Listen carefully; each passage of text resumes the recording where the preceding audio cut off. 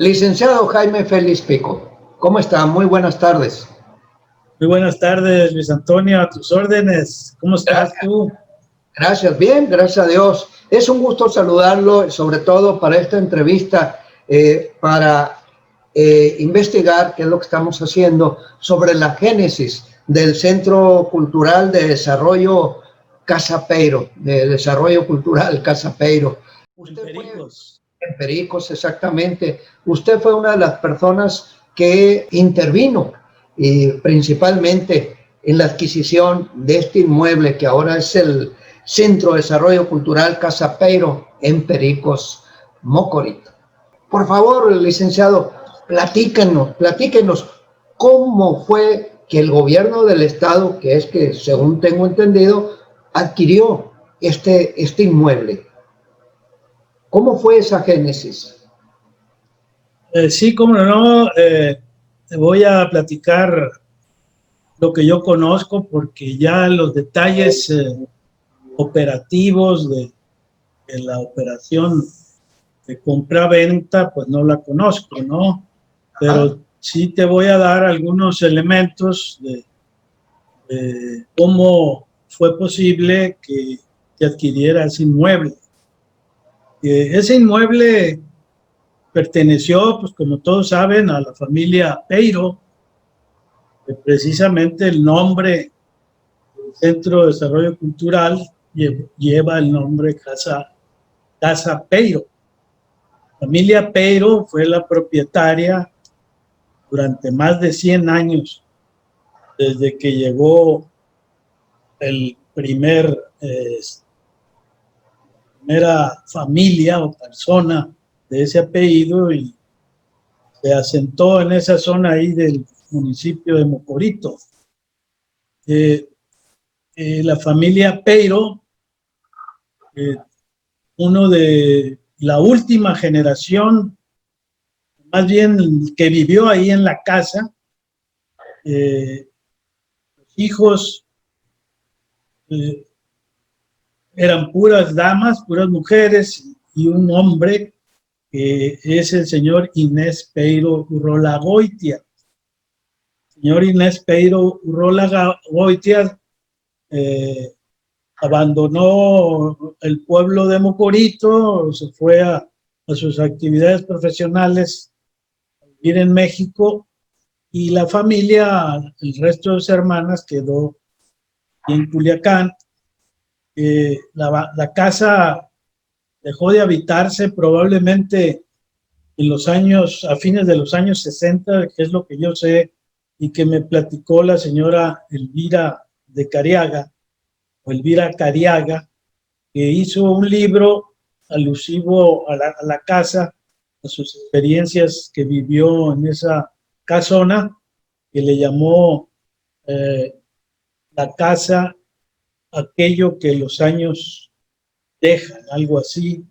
Es un libro muy emotivo, muy sentimental, que son los recuerdos de la señora Villi de Cariaga, así la conocíamos de cariño, ya falleció desafortunadamente, en paz descanse.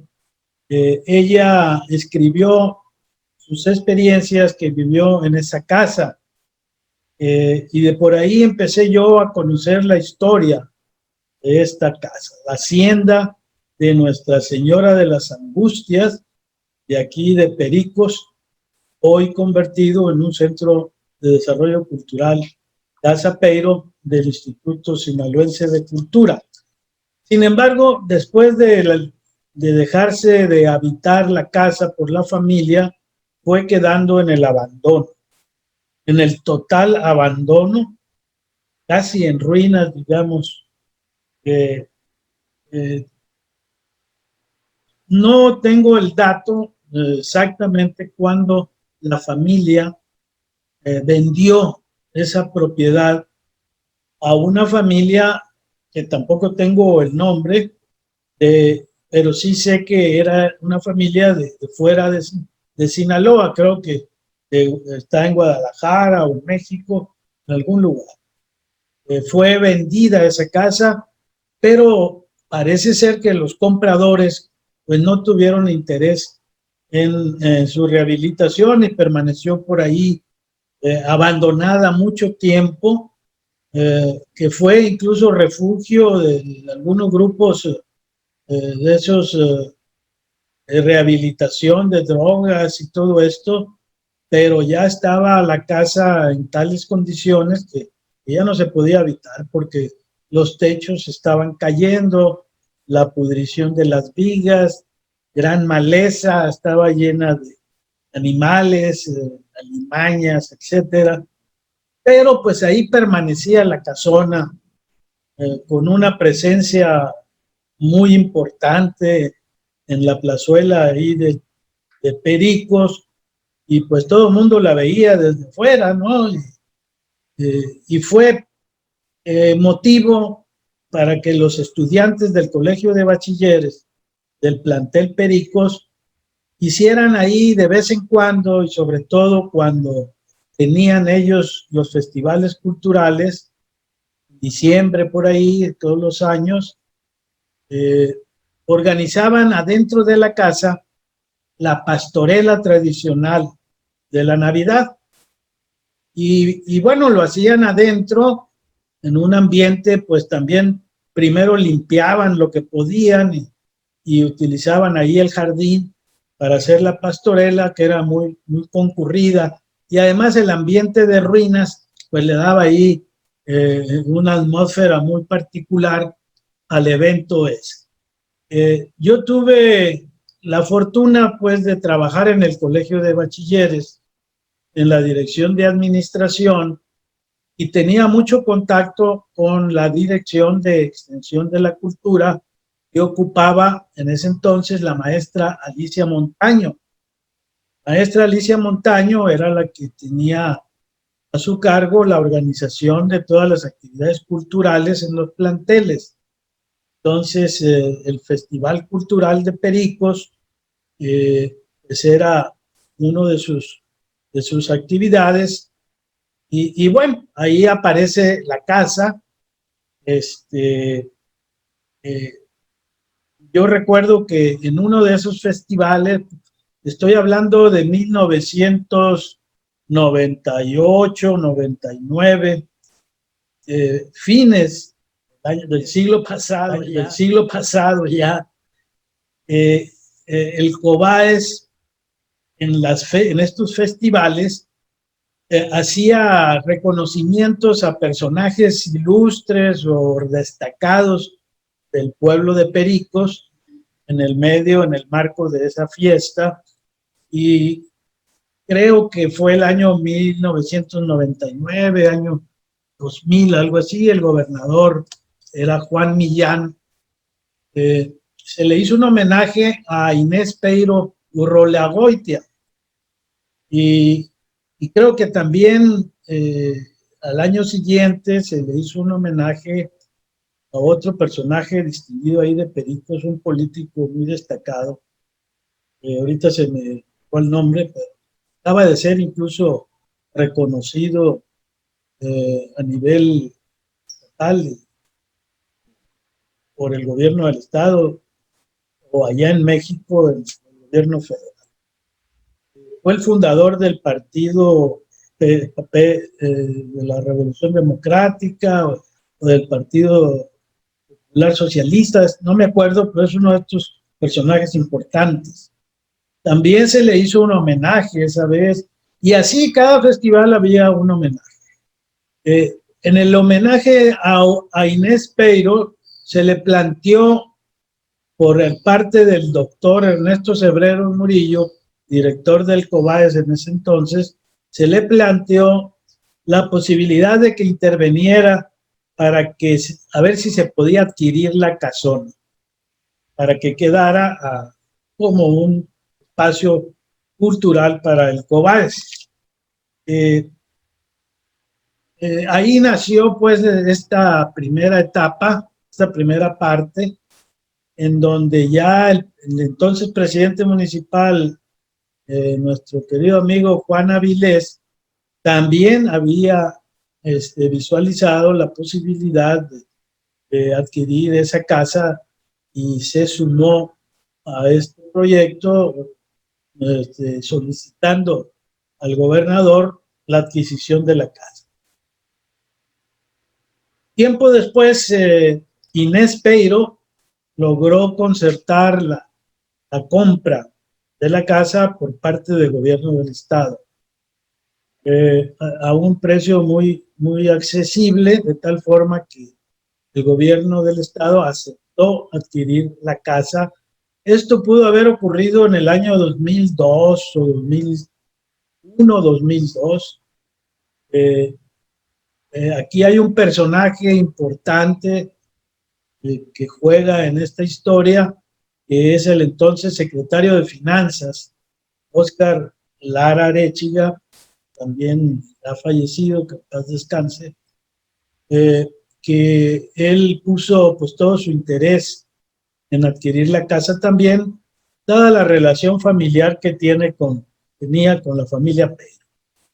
Entonces se compró la casa por parte del gobierno del estado y por ahí permaneció pues todavía en ruinas, sin ninguna intervención, hasta probablemente el año 2003 empezaron los trabajos de rehabilitación de la casa. Pero antes hubo un evento muy importante.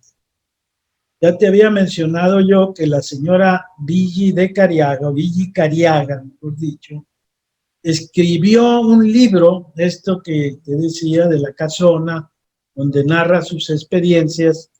Este libro fue publicado en Cobaes, en la editorial de Cobaes. Ella nos aportó un acervo interesantísimo que conservaba de la familia Peiro, fotografías de los tiempos en que la casona estuvo en todo su esplendor, en los tiempos en que ella visitaba la casa en el verano, etcétera. Muchos documentos de la familia Peiro, el árbol genealógico, etcétera, de tal forma que la entusiasmamos para que ella escribiera un documento, un libro que finalmente salió a la luz pública en la editorial de Cobaes.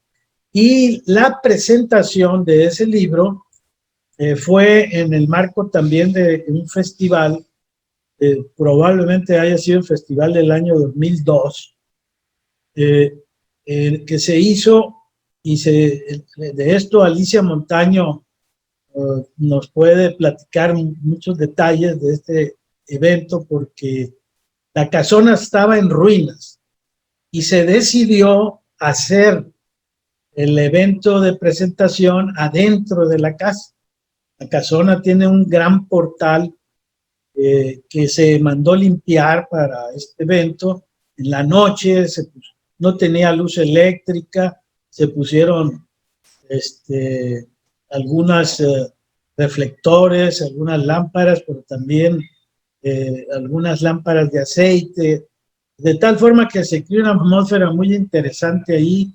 Se hizo la presentación del libro, estuvieron presentes pues obviamente gentes de la familia Peiro,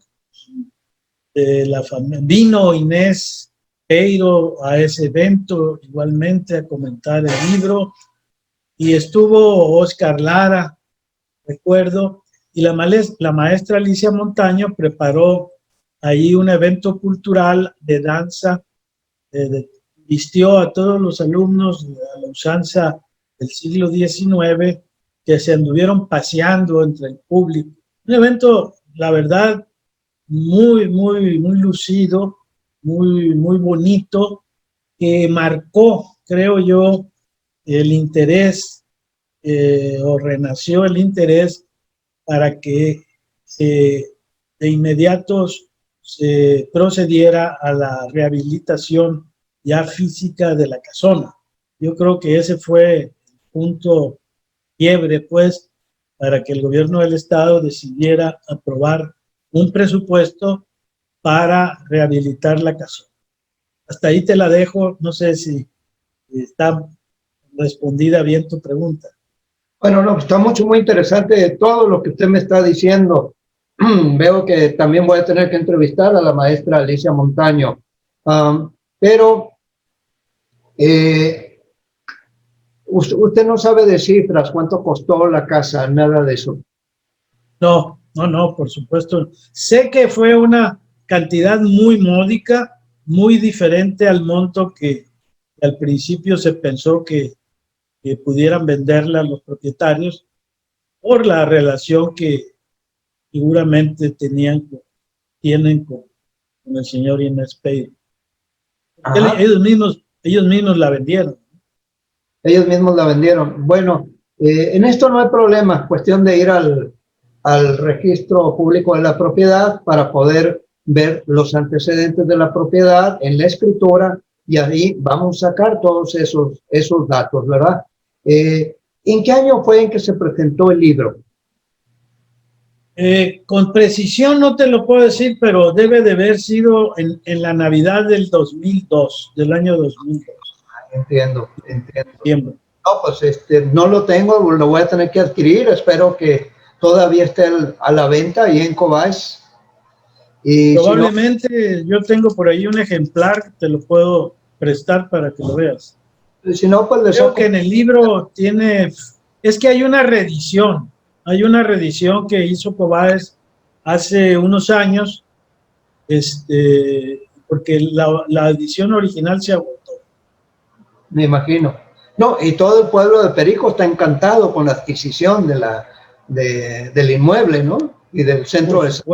Por supuesto. Esto fue pues un hecho que vino a beneficiar mucho a la comunidad de Pericos, toda la comunidad, porque pues siendo Pericos un pueblo un poco abatido por la violencia y la gente vivía o vive todavía muchos conflictos ahí muy difíciles.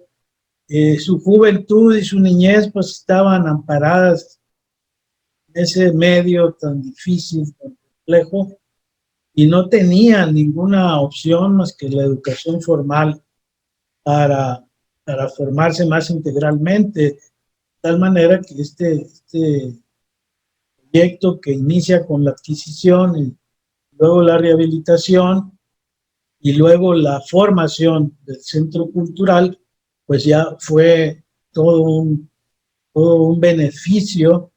Y ahorita te platico de todo cómo se desarrolló todo esto. Sí, no, es maravilloso la acción benéfica para los pueblos, un centro de desarrollo cultural, definitivamente. ¿Y algún recuerdo en especial que usted tenga de esa época, licenciado? Bueno, tengo muchos recuerdos porque personalmente yo soy amigo de Inés Peiro. No lo conocí yo en este ambiente que estamos platicando. Inés Peiro fue egresado del Tecnológico de Monterrey, donde yo estudié mi profesión, y yo lo conocí a Inés Peiro en Monterrey, Instituto Tecnológico, no como compañero de estudios, porque él es mucho más grande que yo, pero sí él era una persona muy reconocida en el medio docente del tecnológico, y ahí pues a todos los sinaloenses que estábamos ahí, pues nos reuníamos siempre con él, y desde ahí empezó una gran amistad, de tal forma que cuando yo lo volví a ver, que fue en ese evento que te platiqué, de reconocimiento que le hizo Cobás en Pericos, que yo ya trabajaba en Cobás, pues ahí fue otro clic, como dicen los muchachos jóvenes ahora, para fortalecer esa relación amistosa que tengo con él todavía. Y bueno, eso es un bonito recuerdo. Sí, el otro recuerdo maravilloso es haber conocido a la señora Villi Cariaga, una señora de una gran calidad moral, extraordinaria, y con una sensibilidad muy grande, nos entregó todas sus experiencias y vivencias, recuerdos que tuvo de la casona. Ella fue la que en su imaginación nos dio la grandeza que tuvo esa casa en los tiempos en que la hacienda estuvo en su apogeo, en pleno crecimiento y desarrollo, que fue a principios del siglo pasado y a fines del siglo XIX también, pero se constituyó ahí un emporio industrial en los años después de la Revolución, un emporio industrial importantísimo con la producción del Enequén, y tenía todo tipo de actividades industriales, mineras, agrícolas, ganaderas. Era todo un complejo, la hacienda, que tuvo un gran poderío económico en la primera mitad del siglo pasado.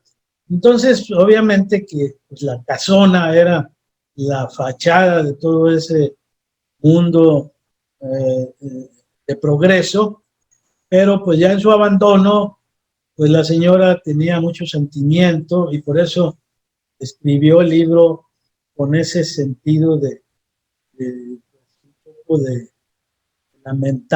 lamentarse que esa casa que fue todo un palacio, vamos a decir, estuviera en esas condiciones. Entonces, pues ese recuerdo queda muy grabado, porque cuando ella decidió sacar sus documentos, que los tenía guardados, lo hizo enfrente del señor René Palomares, y estábamos en su casa, que era muy amigo también de ella, con René Palomares. Tú debes de conocer y acordar de él.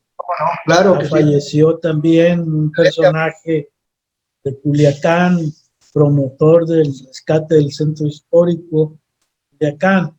En su casa, de ahí de las Rosales, ahí recibimos todos los documentos y fotografías de Ville, y ahí la animamos a que escribiera el libro y le garantizamos que se iba a publicar. Así pasó, y bueno, pues ya lo dije, ese fue un evento muy, muy importante para que se decidiera continuar con el proyecto. ¿A ella le tocó ver la casa restaurada? No, ella vivió ahí. No, sí, pero no, cuando vivía la familia. No, me refiero posteriormente, ya cuando... Sí, claro. Ella falleció hace 2, 3 años. Oh, qué bien, entonces... Muy recientemente. No, ella igual la familia Peiro, las hermanas de Inés, todas estaban presentes en todos los eventos que hubo ya cuando estaba funcionando el centro cultural. Cuando se inauguró el museo, ellas aportaron muchos objetos familiares para que el museo pues tuviera más presencia. Y por supuesto la señora esposa de Óscar Lara, que es la señora Beatriz Peiro, pues ella también estaba siempre con nosotros, ¿no? En todos los eventos. Y ya restaurada la casa, pues eso cambió totalmente, ¿no? Y con el sentido Casa de la Cultura que se le dio, pues más contentos estaba la familia, porque pues muy bien se pudiera haber dedicado a otra función, que no faltó quien pensara en darle otro uso a la casona ya cuando estaba rehabilitada. Bueno, eso es lo que pasa precisamente cuando el gobierno del estado adquiere una propiedad.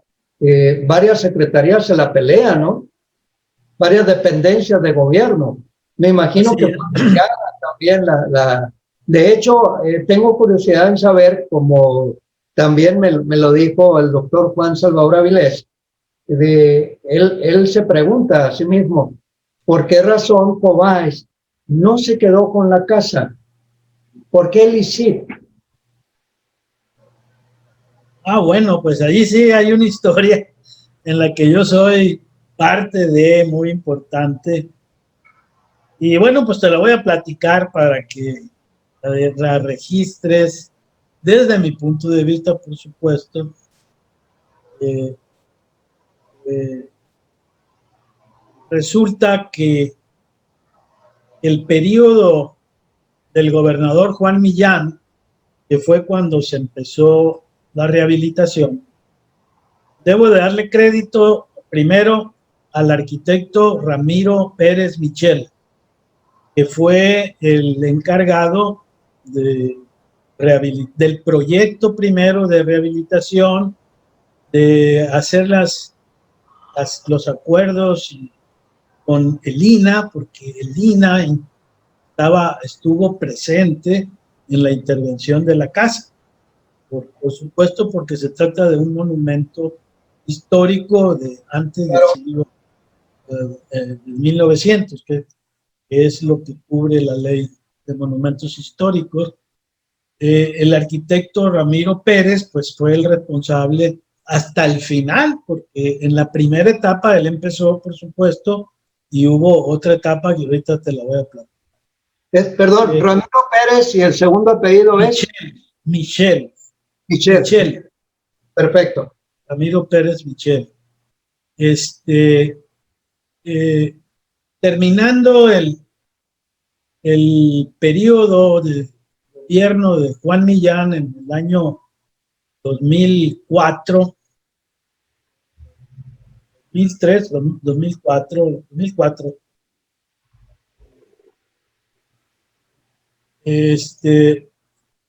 sabes que pues, hubo de candidato que llegó a gobernador el licenciado Jesús Aguilar Padilla, y en ese entonces yo estaba todavía a cargo de la dirección de administración del Colegio de Bachilleres en el último año de gobierno de Juan Millán,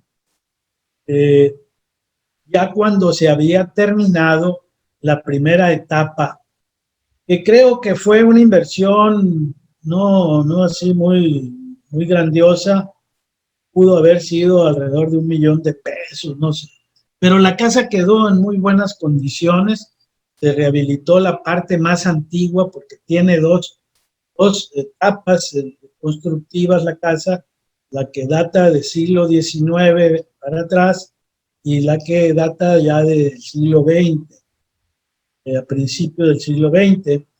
Entonces se rehabilitó la casa antigua y la casa, pues, ya digamos, nueva, donde está este portal que tú tienes ahí a tus espaldas, un portal maravilloso, una gran extensión. Esos pilares que están ahí son pilares de acero, de hierro, elaborados en la fundición de Mazatlán, igual que toda la herrería que tuvo esa casa. Los techos, obviamente, que eran de viga y de adobe, que tuvieron que demolerse y poner ese tipo de bóveda que tiene ahora y que está a la vista, ¿no? No hubo otra manera de solucionar el problema de los techos. Entonces, estamos hablando del último periodo de gobierno en donde yo todavía permanecía en Cobaes. Ya para finalizar, por ahí por el mes de noviembre, enero del año, ahorita estoy confundido si es el 2003 o el 2004, pero es igual. A mí me llamó el señor Oscar Lara, que era el secretario de Finanzas, y me sugiere que se formalice la posesión de la casa en favor del Colegio de Bachilleres. Entonces, ordena que se elabore un contrato de comodato. Un contrato de comodato que se realizó ya en el inter de que ya se terminaba y empezaba el nuevo gobierno. En ese ínter, yo me quedé con ese contrato, todavía le faltaban algunas firmas y lo tuve en mi poder como director de administración. En el mes de enero que entra el nuevo gobierno a cargo de Jesús Aguilar, se nombra a un nuevo director de Cobaes, que fue el licenciado Alger Uriarte. El licenciado Alger Uriarte decidió que yo no continuara en la dirección de administración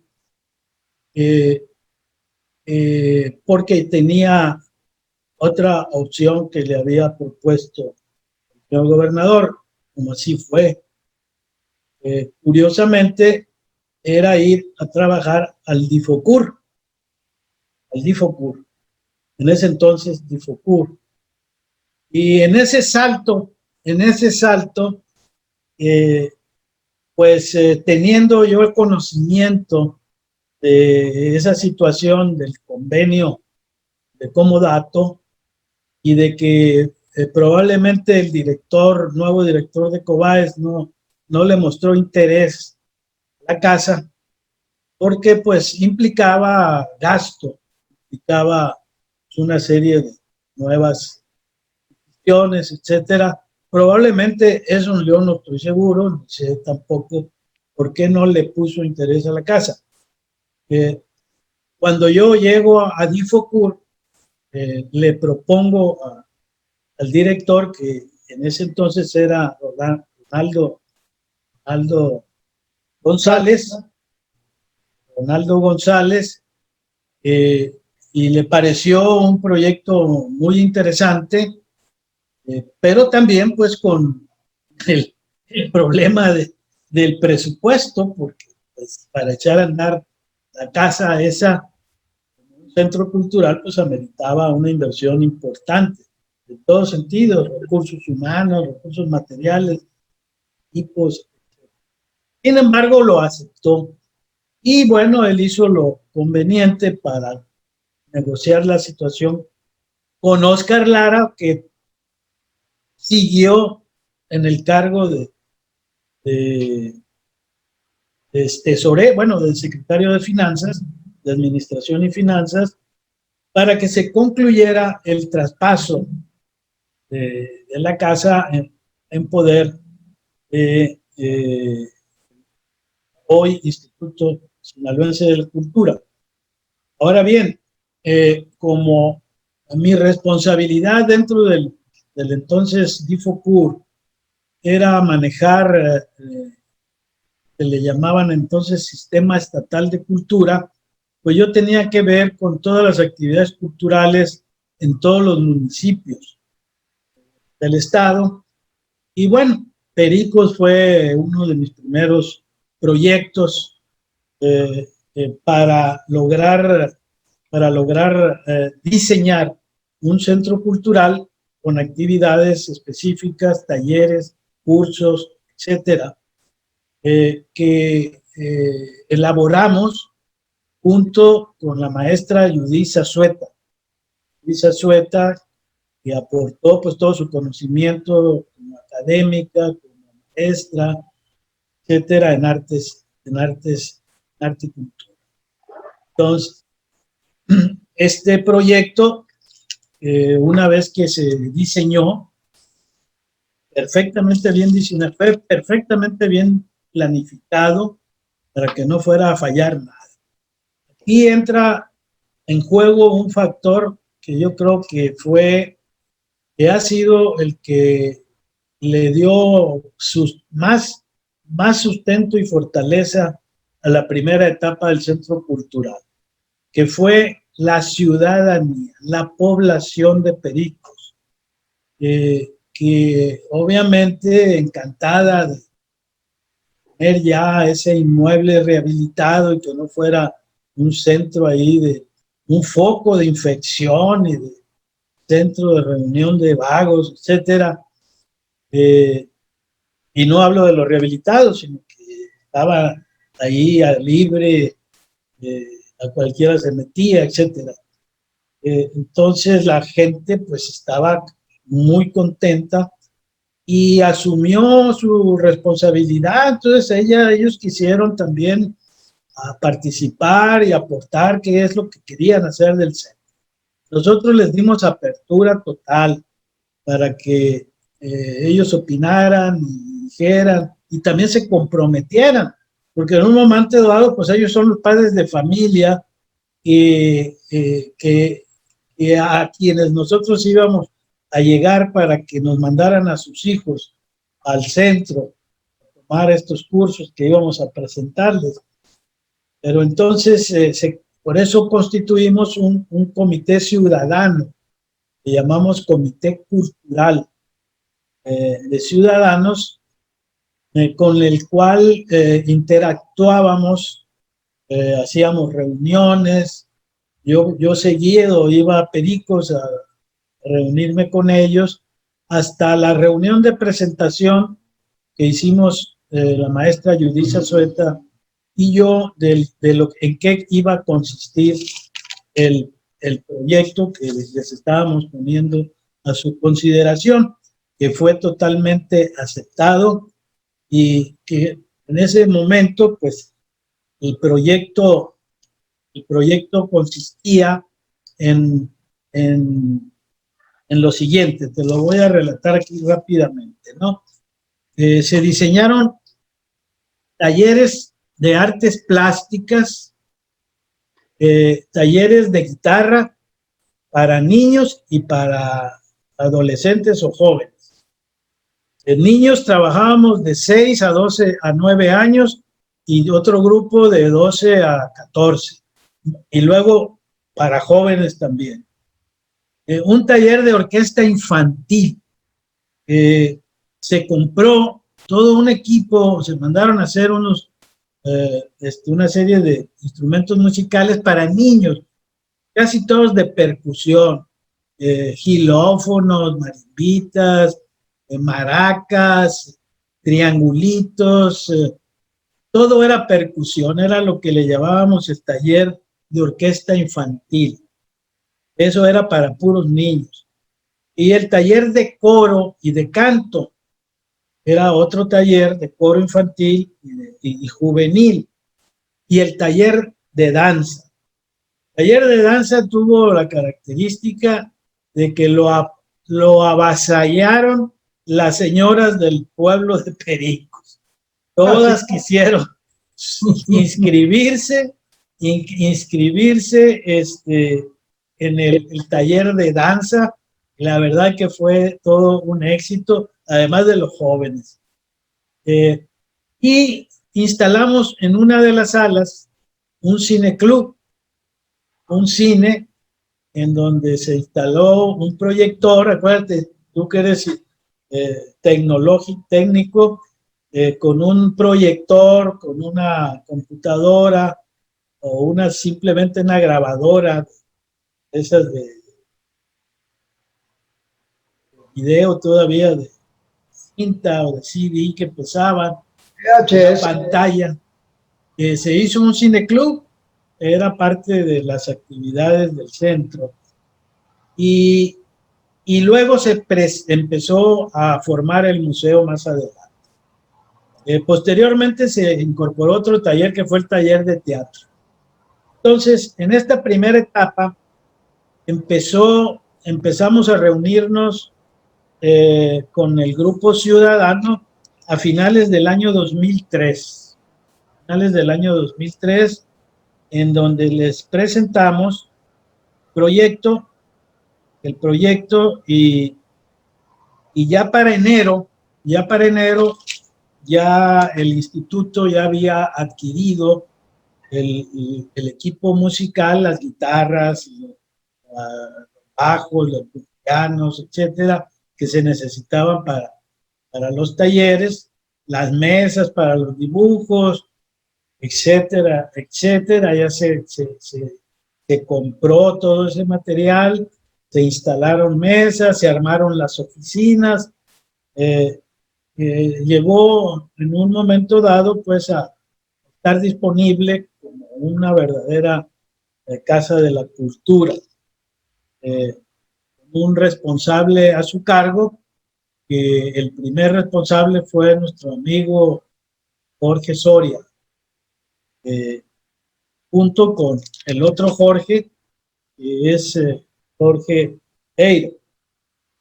Ellos dos son claves definitivamente en que este proyecto se haya logrado, a como está ahora y como estuvo en su máxima extensión, porque ha tenido posteriormente periodos de altas y bajas a medida que ha habido cambios en la administración. Pero en fin, ahí está y es todo un éxito ese proyecto. Entonces, la ciudadanía fue un factor determinante para que esto prendiera fuego. Porque fíjate, te voy a dar la estadística del primer año que terminaron los cursos. El proyecto era ofrecer cursos de acuerdo con el ciclo escolar. Empezaban en septiembre y terminaban en junio. Pero en el primer año, perdón, me equivoqué la fecha, estamos hablando ya de 2007, el año 2006, en que empezó el primer curso de talleres, que fue cuando se inauguró el centro como tal. Se inauguró el 26 de enero del año 2007. Esa fue la fecha. El 26 de enero del año 2007. En el año anterior hicimos todo el proyecto e inició la segunda etapa de rehabilitación, porque ese fue un compromiso que hizo el entonces gobernador Aguilar Padilla en su campaña cuando visitó ahí Pericos. Les ofreció que le iba a dar otro empujón a la casa después de la primera etapa. Quedó muy bien, pero todavía le faltaba, ¿no? Entonces también ya para esas fechas ya se había iniciado la segunda etapa de la rehabilitación. Entonces, te decía yo de la estadística. Mira, a fines en junio de 2007, el primer ciclo escolar pues fue trunco, fue la mitad, empezó en enero, terminó en junio. El informe que tengo a la mano dice 133 alumnos inscritos en talleres de artes plásticas. Tú piensas en el tamaño de la población de Pericos y calcúlale más o menos. Sí, es una población pequeña. Sí, definitivamente. En taller de guitarra de niños y de jóvenes, 140 alumnos. Este es un informe oficial, no estoy inventando números. En taller de orquesta infantil de niños entre 6 y 9 años y otro grupo de 10 a 14 años, 39 niños. En taller de coro infantil, 43 niños y niñas. Taller de coro juvenil, 22. Jóvenes de entre 15 y más años iban ya a la casa, ya a estar en el ocio de la vagancia y todo eso, donde no tenían mucho que hacer más que andar dedicados a perder el tiempo, pues ya se incorporaban a estas actividades culturales. Y en el taller de danza, como te dije, las señoras hicieron más volumen porque están registrados 95 inscripciones. Entonces, si tú le sumas a todo más los de Cineclub, que no tuvieron un número definido, porque al Cineclub pues iban las personas que en ese momento querían ver alguna película, ¿no? Entonces, aquí estamos hablando cerca de 500 personas que asistían había clases jueves, viernes y sábados, desde las 9 de la mañana a las 3 de la tarde. Y eran cursos de hora y media. Los maestros que estuvieron comisionados para eso los aportó el Difocur, obviamente. Muchos maestros de la Escuela de Artes José Limón participaron ahí, y en caso de música también participaron maestros de la Orquesta Sinfónica Sinaloa de las Artes. Entonces, había una planta de maestros de cuando menos uno para cada rama, y ellos escogían a un maestro auxiliar sacado de la comunidad, ¿verdad? Y seleccionado por el Difocur para que apoyara en el tiempo en que no podían ir de Culiacán a Pericos, los maestros.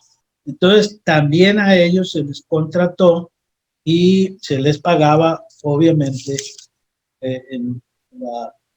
le llamábamos maestros monitores. En administración, pues estaba el cargo del coordinador o jefe de la casa, que era Jorge Soria, un auxiliar que era Jorge Peiro, era el segundo de a bordo, por decirlo así. Había una secretaria, 2 intendentes y un velador. Esa era la planta administrativa, más la planta académica, en un total de 14 operaban, más los monitores, eran eventuales, ¿no? Entonces, así empezó a funcionar el Centro de Desarrollo Cultural Casa Peiro. Todos los años, abrían los cursos y se cerraban con una gran ceremonia vamos a decir, de fin de cursos, en donde los estudiantes, los alumnos, hacían sus demostraciones de lo que habían aprendido en el año. Muy interesante, una evolución rápida, el aprendizaje de los niños en canto, en artes plásticas, en tocar instrumentos, etcétera. Yo creo que de ahí van a salir muchos artistas para el futuro.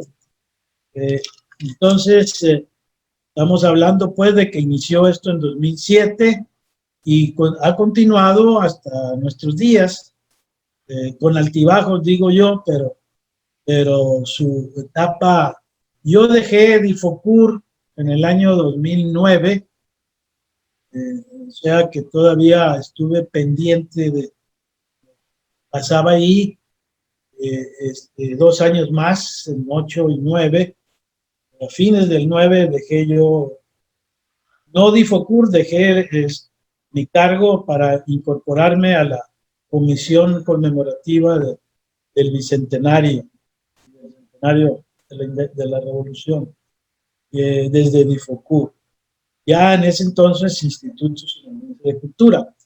Pero cuando estuve yo en el año 7, 8 y 9, estaba yo a cargo también de las redes culturales y de las jornadas culturales de la sierra, de los valles y de la costa, y me tocaba, pues además de las actividades que el Colegio de Bachilleres tenía ahí en sus festivales culturales, los festivales de fin de cursos, me tocaba además llevar otro tipo de eventos. En una ocasión pudimos llevar ahí un concierto de don chelista Julio Prieto. Hubo ahí en la Casa de la Cultura. De lujo. De lujo. También se presentaron obras de teatro de acá del grupo, un famoso actor, director. ¿Dónde? Fito. Fito Arriaga, perdón, hijo. Discúlpame, Fito. Que él ya también estaba como funcionario ahí era a cargo de una dirección, compañero de trabajo. Bueno, continuó creciendo ese centro. Sería interesante investigar a la fecha con las estadísticas de Jorge Peiro, que seguramente las tiene, a Jorge Soria, de cuántas personas han pasado por ahí desde el año 2007 a la fecha. Muy interesante sería conocer esa estadística. Y bueno, el centro sigue. Ha sido ampliada la oferta cultural, presentaciones de libros. Se instaló ahí el programa de idiomas de la CEPIC, enseñanza del inglés, los fines de semana.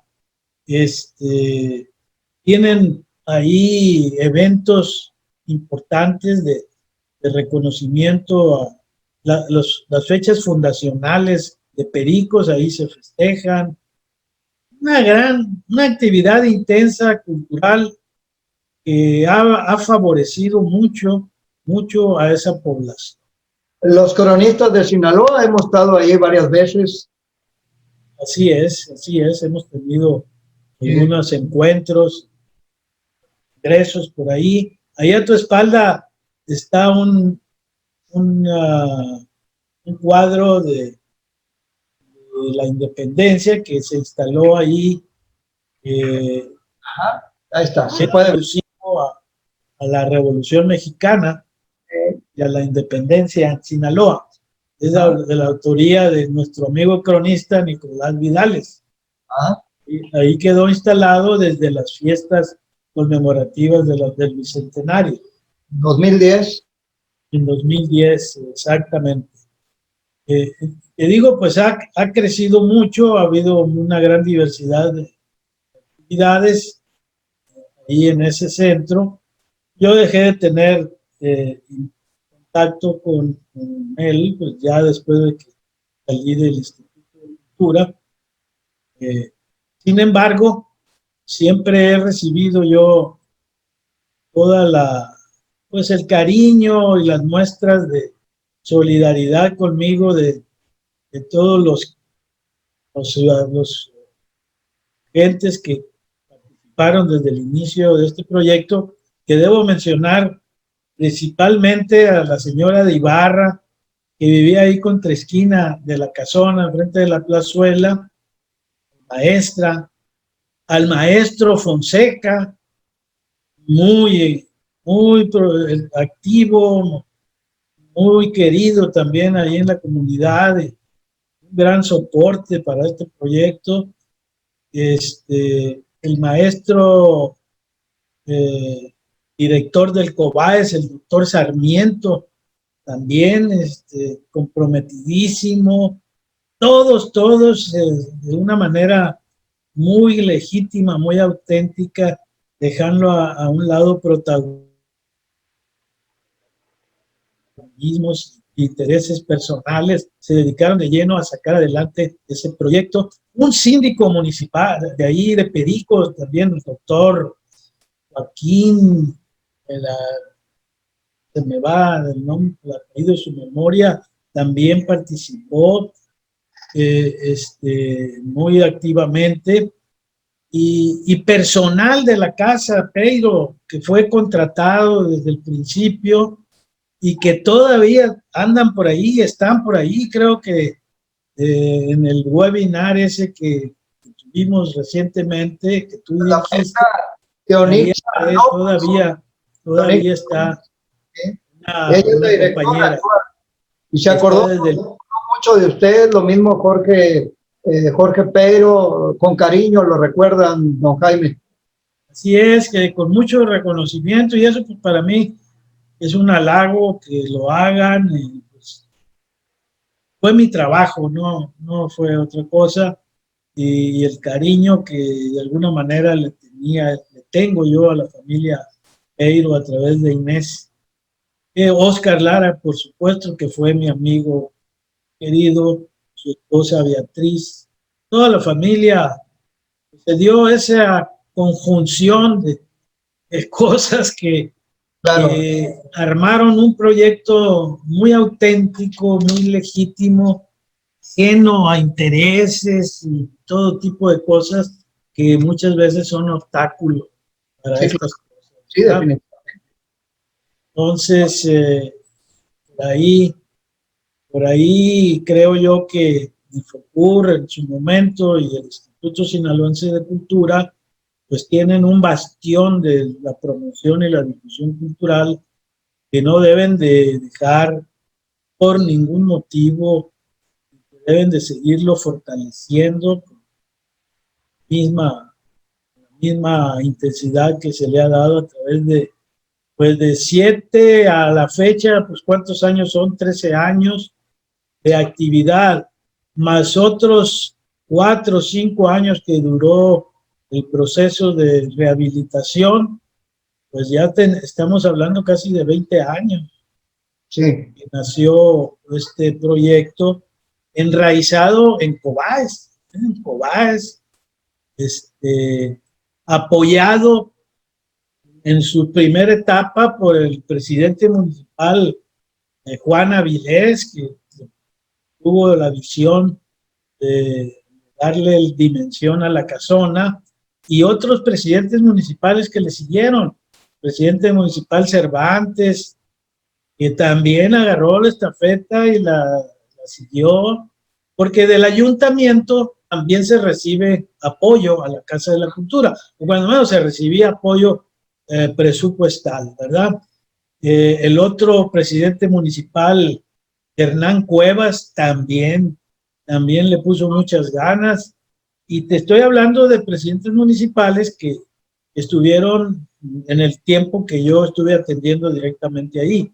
Ya después, ya no sé, cuando estuvo Imelda también, Imelda Félix, ajá. también Yo, ella le entró con mucha fe al proyecto. ¿Y qué? Pues, ¿qué te diré yo?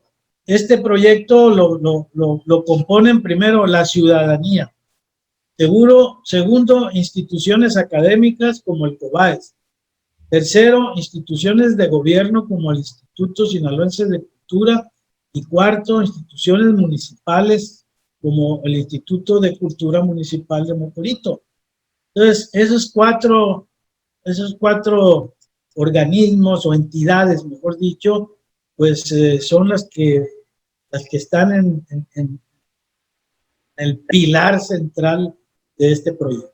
pues sí, pero también gracias en gran parte, en gran medida se realizó esto a su intervención y al apoyo del entonces director de Infocur, Ronaldo González, ¿no? Que lo apoyó a usted, porque usted fue quien lo convenció a Ronaldo también y le habló del proyecto para que Ronaldo lo tomara y para Infocur, y así se hizo. Y es que esto... Y también hay que mencionar a Sergio Jacobo, porque Sergio Jacobo entró, creo, en el 2006 o 2005 como director de Difocur. Entonces, a él le tocó la transformación al Instituto Sinaloense de Cultura, y él también arreó junto, igual que todos, ¿no? Oh, qué bien, qué bien. Y lo que pasa es que en este tipo de proyectos son sumamente nobles porque le cambia la vida a los niños, a los jóvenes. Su perspectiva sobre el mundo cambia completamente, ¿no? Al tener este acceso a la cultura. Así es. Y mira, un dato interesante, ojalá y no me equivoque, pero en ese espacio y sus alrededores nunca ha ocurrido un hecho lamentable. Nunca. A pesar de que la comunidad de Perico se ha distinguido a lo largo del tiempo por ser una comunidad complicada desde el punto de vista de violencia. Ahí nunca ha pasado nada, cuando menos hasta donde yo sé, creo que no ha pasado. Y que no pase, Que no pase. que no pase. Y bueno, pues el desarrollo cultural que ha tenido esa comunidad en estos 17 años, en estos 13 años de actividades culturales, pues ha sido muy grande. Hay que medir ese impacto, Luis. Claro. Será tarea de instituto, pero también lo podemos hacer desde la ciudadanía. Hay que medir ese impacto, cómo ha transformado la vida social y cultural de una comunidad que estaba abandonada y que estaba temerosa hasta de salir de sus casas. Sí, es cierto. Es cierto. Definitivamente el impacto que tiene en las poblaciones, los centros culturales, es enorme, es enorme. Sí, lo sé porque también pasó lo mismo en Corerepe con la familia Soto. El impacto que ha tenido allá también, el Centro Cultural Corerepe, que espero pronto entrevistar al ingeniero Soto. Muy interesante ese proyecto, porque ese sí lo ha hecho él, ¿no? Sí, claro, claro. Ahora mira, qué bueno que mencionas este dato de otro centro cultural en Sinaloa. Como modelo de este proyecto de Casa Peiro, se tomó para el Centro Cultural del San Lorenzo. Este es el modelo matriz, vamos a decir, del proyecto de San Lorenzo, que inmediatamente después de que se concluyó y se iniciaron los trabajos aquí en Pericos, el gobierno municipal, en este caso, no el gobierno del estado, adquirió la casa en donde actualmente está el centro y la opera el Instituto de Cultura Municipal, pero en un principio también operada desde el Instituto Sinaloense de Cultura. Tú has estado ahí en esa casona, también es un modelo parecido a este. Sin embargo, pues allá tiene otra dinámica, ¿no? Claro, claro. A mí me interesa mucho ahora conocer también los proyectos culturales, o sea, de casas culturales de la iniciativa privada, como el de mi amigo don Manuel Soto Cota, allá en Corerepe, porque ahí intervienen la sociedad civil y es muy importante que las personas no esperen que el gobierno haga todo, sino que podemos ver resultados exitosos de cuando se une, cuando quiere la sociedad civil hacer algo, cambiar las perspectivas de vida de un pueblo, se puede hacer. Y tomar esos modelos y replicarlos en otra parte es sumamente importante. Yo le agradezco mucho, licenciado Jaime Félix Pico, esta oportunidad, esta entrevista, que usted nos haya platicado sus recuerdos acerca de la génesis del Centro Cultural de Desarrollo Casa Peiro. Muchísimas gracias, licenciado. Y tengo a tu disposición, cuando quieras, las fotografías que dan evidencia de todo lo que estoy platicando. ¿Cómo no? Y le agradecería mucho para poderlas pasar y que las personas que nos van a observar en el video, pues también tengan ese gusto de ver esas imágenes del pasado. Muchas gracias por haberme entrevistado. Gracias, muchísimas gracias, licenciado Jaime Félix. Que pase usted muy buenas tardes. Buenas tardes. Hasta pronto, señor.